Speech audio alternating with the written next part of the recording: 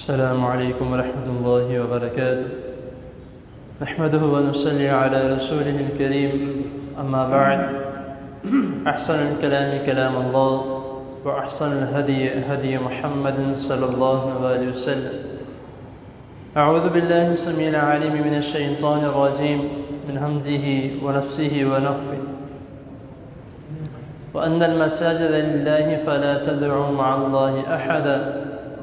صدق اللہ العظیم. حضرات محترم،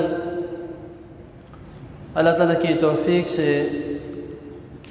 کل کی نشست میں آپ کے سامنے خانہ کعبہ کی تعمیر کے متعلق چند باتیں بیان کی تھیں، اور ساتھ یہ بتایا گیا تھا کہ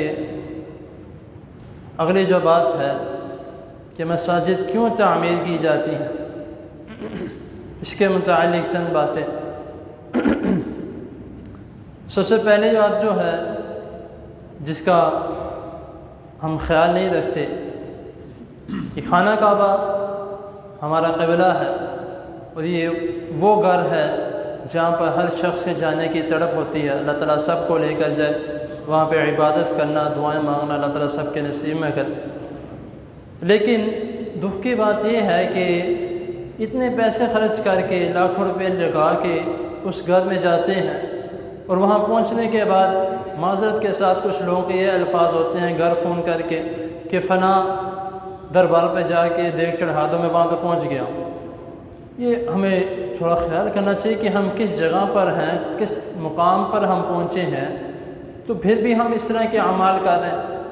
جبکہ اللہ تعالیٰ فرما رہے ہیں، ادھر اوپر بھی آیت کریمہ لکھی ہوگی سورۃ الجن کی، وَأَنَّ الْمَسَاجِدَ لِلَّهِ فَلَا تَدْعُوا مَعَ اللَّهِ أَحَدًا، کہ اللہ تعالیٰ بے شک یہ مساجد اللہ تعالیٰ ہی کے لیے، تو اس میں اللہ تعالیٰ کے علاوہ کسی کا نام نہ لیا جائے اور اللہ تعالیٰ کی عبادت کی جائے.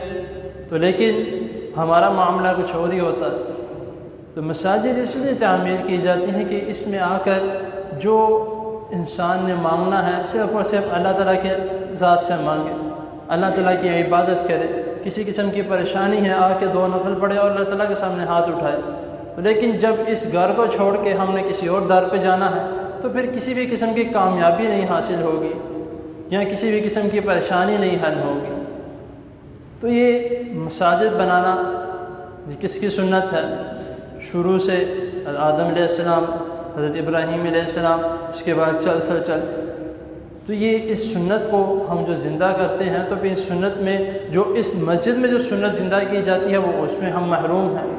کہ وہ سنت جو مسجد کے اندر وہ کون سی ہے؟ وہ نماز ادا کرنا، قرآن مجید کی تلاوت کرنا، صرف اور صرف اللہ تعالیٰ کی ذات سے مانگنا. تو ہم اس کے محروم ہیں، ہم مانگتے کسی اور سے ہیں. تو پھر جب کسی قسم کا کوئی مسئلہ پیش آتا ہے تو ہم سارا کچھ اللہ تعالیٰ پہ ڈال دیتے ہیں کہ اللہ تعالیٰ نے یہ کیا، اللہ تعالیٰ نے ہمارے ساتھ اس طرح کر دی. تو ہم اپنے اعمال نہیں دیکھتے.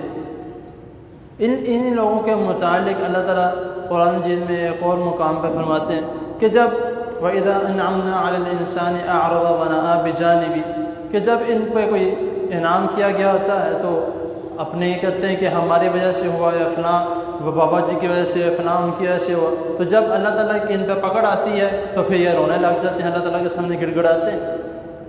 تو ہمیں اس بات کا خاص خیال کرنا چاہیے کہ جب مساجد ہم نے تعمیر کی ہیں، مساجد ہمارے محلے میں، ہماری جگہ پر، خانہ کعبہ ہم پیسے لگا کر جاتے ہیں، اتنا کچھ کرتے ہیں، تو کس کے لیے؟ صرف اور صرف اللہ تعالیٰ کی عبادت کے لیے. تو اسی کو اپنا معمول بنائے، اسی کو اپنا فرض سمجھے کہ ہم نے عبادت کرنی ہے تو صرف اور صرف اللہ تعالیٰ کی ذات کی. تو اس کے علاوہ کوئی بھی کیسا بھی مسئلہ پیش ہے، اللہ تعالیٰ کو چھوڑ کے کسی اور کے در پہ نہیں جانا. اللہ تعالیٰ کے حضور دعا ہے اللہ تعالیٰ ہمیں جو سنا ہے اس پر عمل کرنے کی توفیق عطا. جزاک اللہ.